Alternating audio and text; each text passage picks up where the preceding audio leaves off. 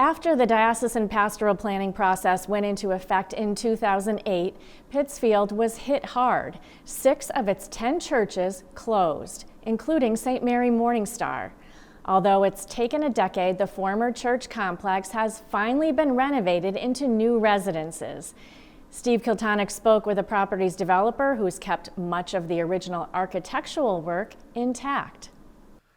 After the former St. Mary Morningstar Parish in Pittsfield closed in 2008, the church, rectory, and convent remained unoccupied for nearly 12 years. The school closed 40 years ago. After the diocese rejected a potential buyout by Dunkin' Donuts, which wanted to raise the complex, CT Management Group stepped in. In 2018, they purchased a 2.6-acre property for $85,000. David Carver is one of the partners in the group. Over the past 10 years, his firm has redeveloped a number of diocesan properties in the Berkshires and converted them into affordable market-rate housing. Across town, he redesigned the former Holy Family Church and renovated it into upscale apartments called Powerhouse Lofts. With Morningstar, he proposed to do the same, only on a larger scale. This is what the church sanctuary looked like shortly after it was purchased.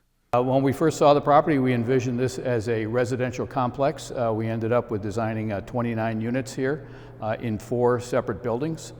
And we appreciated the architecture right away. They're high-quality buildings and lend themselves very well to housing, except for the church, and they are always a challenge, but we were able to figure out a way to design and build 11 units inside the magnificent church. The parish history goes back over 100 years on this site. The church was built in 1942 and the rectory and convent in 1954. The school, which served as the original church, dates back to 1912. Carver decided to renovate the buildings in several phases. The church presented the biggest challenge and took close to 2 years to complete before opening last spring during the pandemic. The rectory and convent were completed during the summer. The school was just recently finished, and tenants have already begun to move in. With all his diocesan projects, Carver attempts to preserve the integrity of the building and the various elements that make it Catholic. Well, that's what intrigues me about renovating these churches, the high-quality architecture and design. Where you don't see that often anymore, so when you come across it in an old building, one that's at risk to being torn down, I'd like to do everything I possibly can to save those details and incorporate them in the design. Renovating these buildings, especially this church, is a great way to honor and recognize the architects and the builders. They did an absolutely spectacular job. It is also a great way to honor and recognize the Catholic Church and the contributions that it has made to the Morningside neighborhood for almost 100 years. All the building exteriors were left untouched, and Carver preserved many of the interior elements of the church, which he said was a tremendous challenge. The first and most important piece of the architecture inside the church was the altar area where we're standing. It's got the big dome and the intricate carvings on the walls. This is now basically the main entrance to the building, and I think you can see that a lot of elements are preserved. We added one new stairway in the middle, but did it in such a way to respect the architecture on the perimeter. Preserved was the altar area, arches, and many small details, including intricate drawings and the ceiling, which features a painting of St. Mary the Morningstar. The wood carving above the altar was taken from the center wall of the choir loft, while the candle sconce once lit the convent chapel. Remnants of the choir loft remain. Although the organ and many of its 600 pipes are gone, a small section of pipes was left behind one of the walls. We're now standing in what we're calling the West Chapel, which is a beautiful, beautiful small chapel off the main chapel that was used for small events by the church. Our design is going to use this for a common area for all the tenants in the building as an extended living area of their apartments, and they can use it for small gatherings or just relaxing. Inside the room is the original baptismal font area, where a small table and chairs have been placed. All the original red oak walls remain.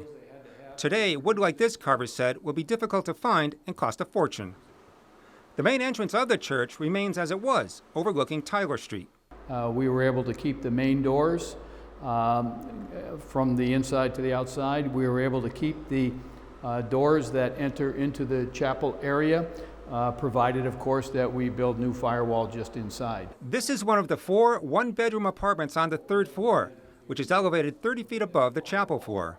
Up in the ceiling, are the trusses that were completely exposed in the chapel.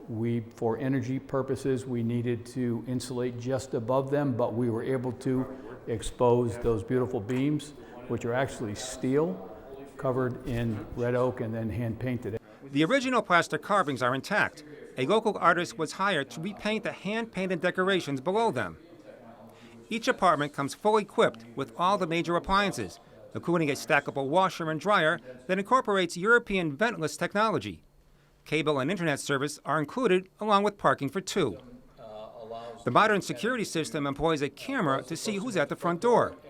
This first-floor, two-bedroom apartment showcases the craftsmanship of the people who built the church. We are now in the sacristy area, which is an area right off the chapel, off the altar area, where the priests would prepare for Mass.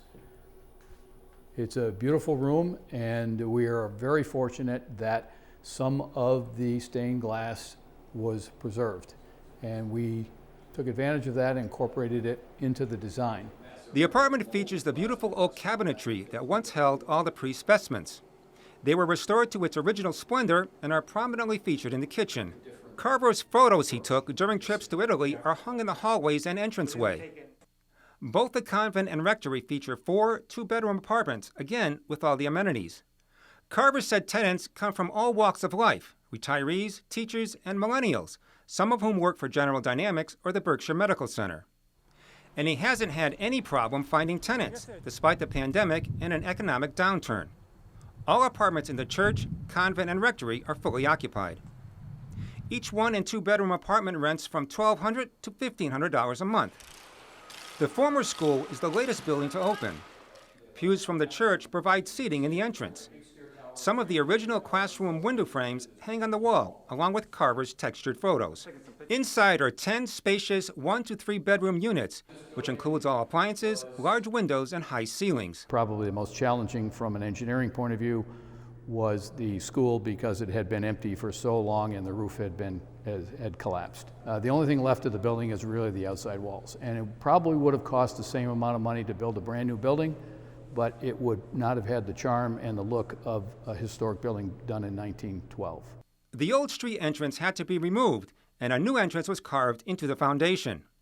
On the ground level was storage for bikes and kayaks, along with a yet-to-be-constructed shared fitness room, all of which will be available to tenants. Carver said 2 mayors, the City Council, the Commonwealth of Massachusetts, the Tyler Street Business Group, and the Friends of St. Mary's supported the project from the beginning. Today, Tyler Street is undergoing a renaissance, and Morning Star is a key component. Monsignor Michael Shushanovich, pastor of St. Joseph's, said he is very pleased with the Morning Star transformation. Really impressed by the sensitivity that David had for the use of the buildings as sacred space. You know, he kept a lot of the artwork that was in Morning Star, you know, in all the apartments. And when you come in, the place looks almost like a European monastery. Father Mike said that former parishioners of Morning Star were always concerned their spiritual home would be desecrated or demolished altogether. And I think the former parishioners of St. Mary's are very pleased to see that the integrity of the building was kept and that it's being used for something very, very useful. I think in keeping with our own Catholic tradition of, you know, sharing and caring. Today, the St. Mary Morning Star Church and Complex stands tall on Tyler Street, a reminder of a bygone era, and a testament to those who called this magnificent building their house of worship for so many years. For Real to Real, I'm Steve Kiltonic. And David Carver says that although he isn't currently working on any other diocesan properties in the Berkshires, he welcomes the opportunity to take on other architectural gems like St. Mary Morning Star and put them to good use.